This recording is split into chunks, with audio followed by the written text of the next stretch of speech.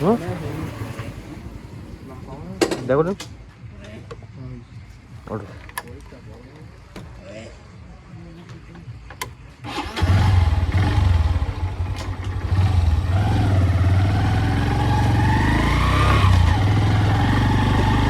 তো WhatsApp guys, নতুন একটা ভিডিও নিয়ে চলে আসলাম আবার।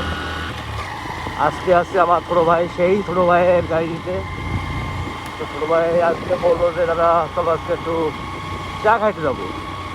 তো চা খাইতে যাবো কোথায়? বিষ্ণুপুর।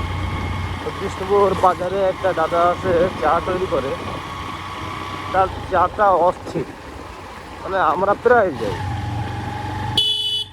আমাদের বাসা অবশ্য নলতা, নলতা থেকে বিষ্ণুপুর যথেষ্ট দূর আছে।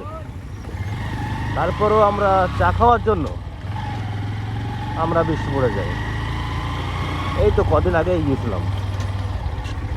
ওকে, তো আজকে আর আমার গাড়ি বের করি নাই।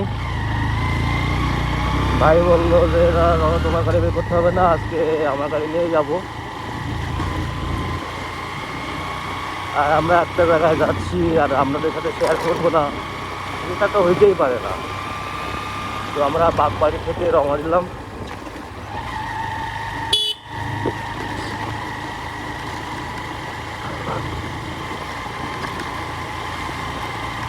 যদি সব কিছু ভালো থাকে তাহলে আমাদেরকে দাদাকে আমাদের পরিচয় করে দেবো।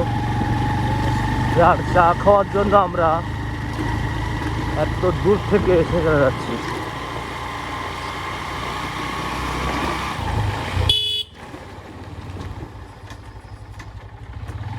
রাস্তা রাস্তা কিছুটা ভালো কিছুটা খারাপ।